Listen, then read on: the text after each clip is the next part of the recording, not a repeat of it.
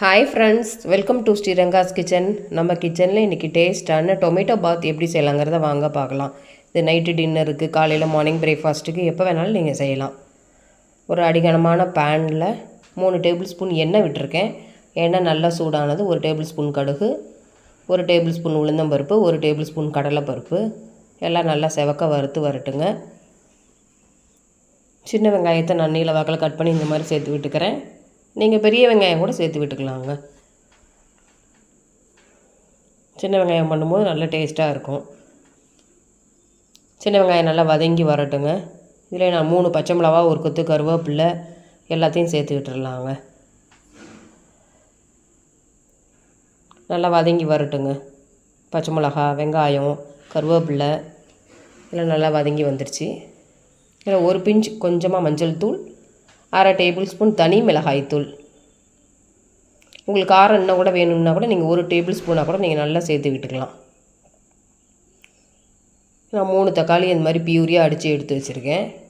அதையும் இதிலே சேர்த்து விட்டுக்கிறாங்க. தக்காளி ஒரு தடவை நல்லா வதக்கி விட்டுருங்க. அந்த எண்ணெயிலே வதங்கி வரட்டுங்க. கொஞ்சம் அந்த பச்சை ஸ்மெல்லாம் போயிடட்டும். கொஞ்சம் எண்ணெய் பிரிஞ்சு வந்திருக்கு பாருங்கள். இதுக்கு 1க்கு 3 தண்ணி வைக்கிறேங்க. 1 கப்பு ரவைக்கு 3 கப்பு தண்ணி தாராளமாக விடலாம். பாத்துக்கு தேவையான அளவு உப்பை போட்டு விட்டுறாங்க. ஒரு மூடியை போட்டுவிட்டு நல்லா கொதிக்க விட்டுறலாம். நல்லா கொதித்து வந்துடுச்சு. இப்போ நம்ம வறுத்து வச்ச ரவையை சேர்த்து விட்டுறலாங்க. கண்டிப்பாக ரவையை வறுத்துருக்கணும். அடுப்பை ஃபுல் ஃப்ளேமில் வச்சு செய்யுங்க. மீடியம் ஃப்ளேமில் வைக்கக்கூடாது. ஃபுல்லில் வச்சுக்கிட்டிங்கன்னா தான் ரவை கட்டி கெடாது, பிசுபிசுப்பு இருக்காது. அந்த பிசுபிசுப்புக்கும் அந்த கட்டி கட்டாமல் இருக்கிறதுக்கு காரணமே நம்ம அடுப்பை ஃபுல்லில் வச்சுக்கின்றது தான். சிம்மில் வச்சிட்டிங்கன்னா கட்டி கட்டிடும்.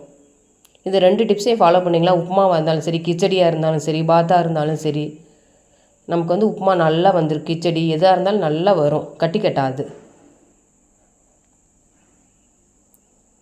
நல்லா பளபளன்னு வந்துருச்சு பாருங்கள். இது வேணால் கடைசியில் 1 டேபிள் ஸ்பூன் நெய் கூட விட்டுக்கலாங்க. அவ்வளோதான், நம்மளுக்கு டொமேட்டோ பாத் டேஸ்ட்டாக ரெடி ஆகிடுச்சு. நான் தேங்காய் சட்னியோடு இன்றைக்கி சாப்பிட போகிறேன். இந்த வீடியோ உங்களுக்கு பிடிச்சிருந்தா ப்ளீஸ் லைக் பண்ணுங்கள், ஷேர் பண்ணுங்கள், கமெண்ட் பண்ணுங்கள், மறக்காமல் சப்ஸ்கிரைப் பண்ணுங்கள். தேங்க்யூ ஃபார் வாட்சிங்.